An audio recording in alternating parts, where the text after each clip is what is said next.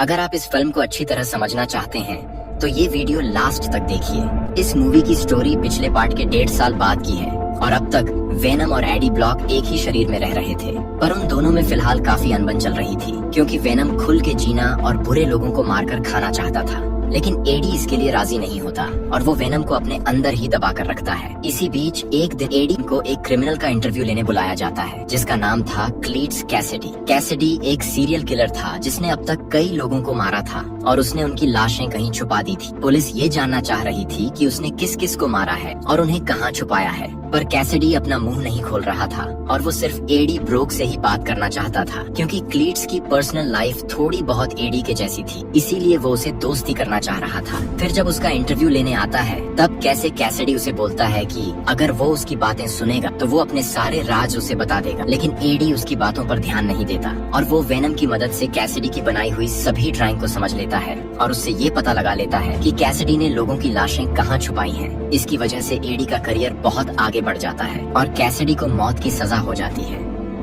जिससे वो एडी से नफरत करने लग जाता है।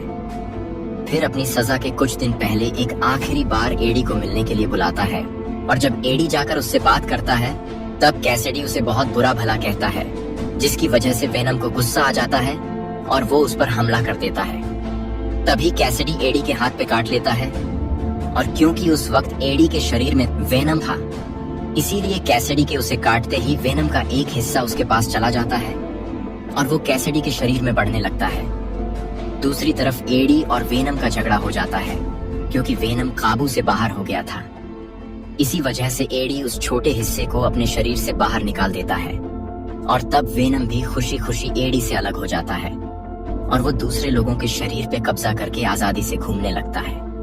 उधर कैसिडी की सजा का दिन आ जाता है और उसे मारने के लिए एक जहर का इंजेक्शन दिया जाता है, लेकिन उस इंजेक्शन के लगते ही कैसिडी के अंदर का वो हिस्सा जाग जाता है और वो बाहर निकलकर उसके पूरे शरीर को घेर लेता है, जिससे कैसिडी एक भयानक मॉन्स्टर बन जाता है जो कि वेनम से भी ज्यादा ताकतवर था क्योंकि बॉन्डिंग एडी और वेनम से भी जरा अच्छी थी, इसीलिए वो बहुत खतरनाक बन गया था। फिर वो मॉन्स्टर उस जेल में बहुत तबाही मचाता है और वो सभी गाइड्स को मार के और कैदियों को आजाद करके वहाँ से भाग जाता है। कैसिडी उस अंश का नाम रखता है कार्नेज और कार्नेज वेनम और एडी को मारना चाहता था क्योंकि सिर्फ वो दोनों ही उनके लिए खतरा थे, जिन्हें मारने के बाद कार्नेज अकेला इस दुनिया पे राज कर सकता था। लेकिन कैसिडी वेनम को मारने से पहले अपनी गर्लफ्रेंड से मिलना चाहता था।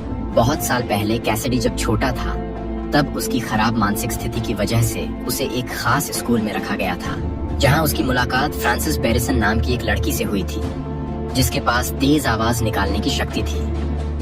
फ्रांसिस भी कैसिडी जैसी पागल और खतरनाक थी, इसीलिए उन दोनों को एक दूसरे से प्यार हो गया था और बाद में फ्रांसिस को उस स्कूल से निकाल कर एक सीक्रेट मेंटल हॉस्पिटल में डाल दिया गया। तब से कैसिडी और फ्रांसिस बिछड़ गए थे, लेकिन उनका आपस में प्यार कम नहीं हुआ था और वो दोनों कई साल से एक दूसरे से मिलने की कोशिश कर रहे थे। इसीलिए अब कैसिडी कार्नेज की मदद से फ्रांसिस को ढूंढना शुरू कर देता है।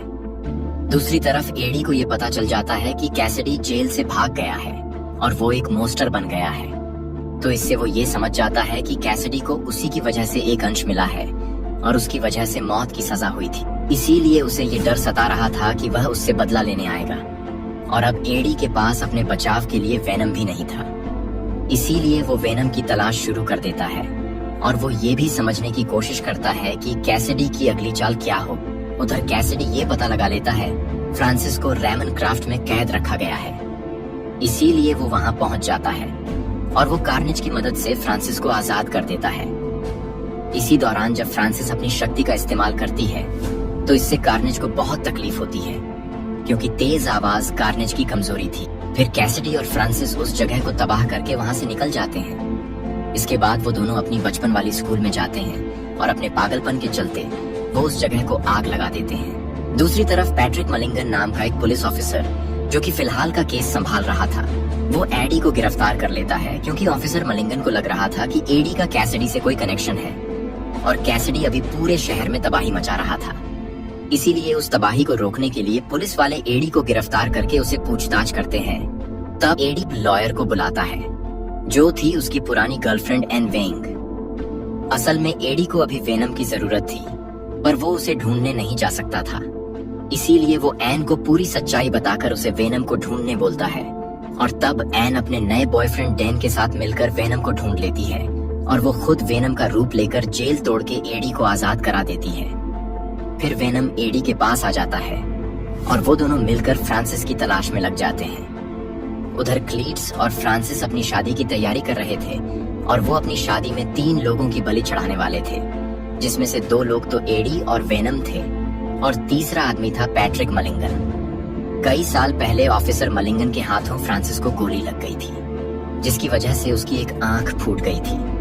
तब से फ्रांसिस पैट्रिक मलिंगन की दुश्मन बन गई थी और अब वो उससे बदला लेने वाली थी। इसीलिए कैसेडी और फ्रांसिस एडी, वेनम और मलिगन को ढूंढना चालू कर देते हैं। इसी के चलते कार्नेज को ऑफिसर मलिगन मिल जाता है, जिसे वह उसे पकड़ लेता है।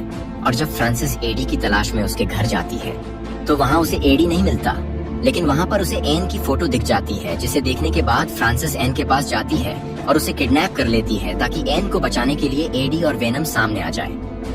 फिर डैन और एडी एन को बचाने उस चर्च में जाते हैं जहाँ क्लीट्स और फ्रांसिस की शादी हो रही थी। वहीं पर पैट्रिक मलिगन भी कैद था। फिर एक तरफ फ्रांसिस मलिगन को मारने लगती है और दूसरी तरफ वेनम और कार्नेज की लड़ाई शुरू हो जाती है, जिसमें कैसिडी और कार्नेज मिलकर एडी और वेनम पे बहुत भारी पड़ते हैं। इसी बीच जब फ्रांसिस अपनी शक्ति का इस्तेमाल करती है तो उसकी आवाज से परेशान होकर कार्नेज फ्रांसिस का दुश्मन बन जाता है, जिसकी वजह से कैसिडी और कार्नेज की बॉन्डिंग कमजोर होने लगती है। लेकिन इसके बावजूद भी वो दोनों एडी और वेनम को हरा देते हैं और फिर कैसिडी एडी को तड़पाने के लिए एन को मारने के पीछे पड़ जाता है। तब फ्रांसिस कैसिडी को समझाने की कोशिश करती है कि अब वो ये तबाही रोक दे, लेकिन इससे कार्नेज को बहुत गुस्सा आ जाता है और वो फ्रांसिस को मारने लगता है, जिससे कैसिडी और कार्नेज का आपस में झगड़ा शुरू हो जाता है। इस मौके का फायदा उठाकर एडी और वेनम कार्नेज पे हमला कर देते हैं और एन को बचा लेते हैं। लेकिन कार्नेज अब तक हारा नहीं था, वो फिर से वेनम से लड़ने लगता है। तब एडी और वेनम फ्रांसिस को उकसाकर उसके मुंह से एक जोरदार चीख निकलवाते हैं, जिसकी वजह से वो पूरा चर्च तबाह हो जाता है और कैसिडी और कार्नेज अलग हो जाते हैं। और तब वेनम कैसिडी से अलग हुए कार्नेज को खा जाता है और उसे अपने शरीर में समा लेता है। फिर वो कैसिडी को भी मार डालता है। उस चर्च की तबाही में फ्रांसिस भी मर गई थी, लेकिन उधर मलिगन पे जानलेवा हमला होने के बावजूद भी वो अब तक जिंदा था, क्योंकि उसकी बॉडी में भी अब एक सिम्बियोट आ गया था। इस सब के बाद एडी शहर छोड़कर एक आइलैंड पर चला जाता है, क्योंकि उसने जेल से भागकर कानून तोड़ा था। इसीलिए पुलिस वाले उसे ढूंढ रहे थे। और अब हमें दिखता है कि एडी और वेनम अपने यूनिवर्स से टेलीपोर्ट होकर एक दूसरे यूनिवर्स में पहुंच जाते हैं, क्योंकि उस यूनिवर्स में डॉक्टर स्ट्रेंज ने इन्हें एक ऐसा जादू किया था जिससे स्पाइडरमैन को जानने वाले सभी लोग उस दुनिया में आ गए थे।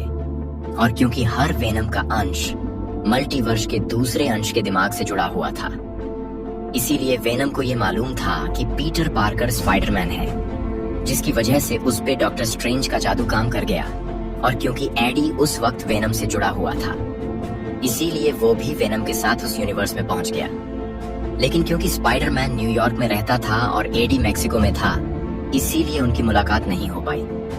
फिर जब डॉक्टर दोबारा अपना जादू करते हैं तो उससे दूसरी यूनिवर्स के सभी लोग वापस अपनी दुनिया में चले जाते हैं, पर एडी के वापस जाने के बावजूद वेनम एक छोटा सा हिस्सा उसी यूनिवर्स में रह जाता है, जिसे एक व्यक्ति टच ही करने वाला होता है कि तभी एक आर्मी मैन उसे ग्लास ट्यूब में बंद कर देता है।